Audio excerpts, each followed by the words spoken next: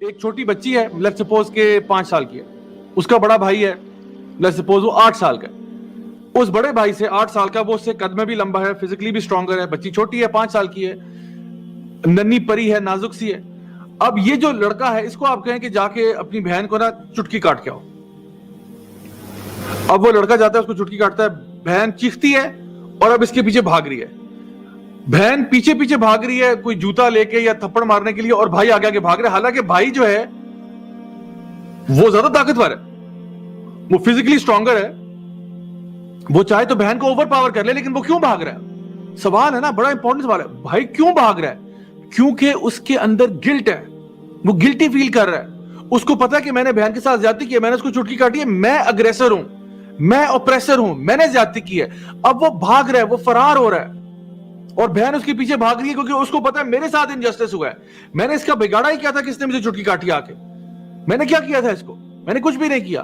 اور وہ لڑکا اب بھاگ رہا ہے کیونکہ اس کو پتا ہے میری شامت آئی ہے. کیوں؟ فَأَلْهَمَهَا فُجُورَهَا وَتَقْوَاهَا. آپ کے اندر اللہ تعالیٰ نے نا ایک مورل کمپس دیا ہوا ہے. اسی لیے نبی کریم صلی اللہ علیہ وسلم کی حدیث آپ نے فرمایا کہ جو رانگ ایکشن ہے نا, گناہ جو ہے نا, وہ آپ کے ہارٹ کو اریٹیٹ کرتا ہے.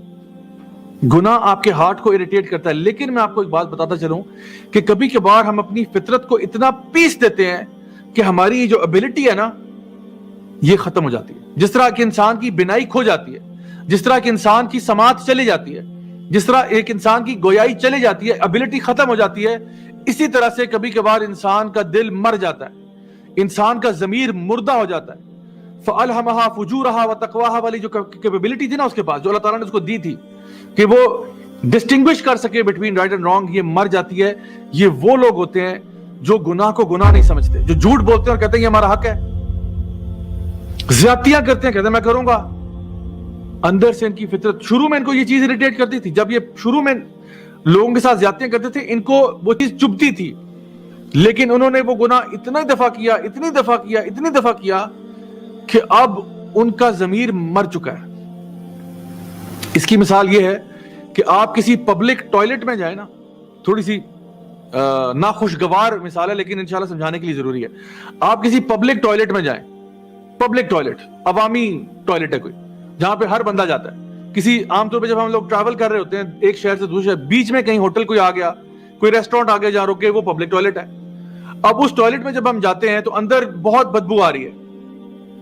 آپ اس بدبو میں 15 منٹ کھڑے رہیں, آپ کہوگے کہ سب کچھ نارمل ہے. آپ کا دوست کوئی باہر سے آیا, وہ جب داخل ہوا اس نے کہا او مائی گاڈ اتنی گندی اسمیل میں تم کیسے کھڑے ہو؟ آپ نے کہا کون سی اسمیل؟ بالکل ٹھیک ہے یہ تو.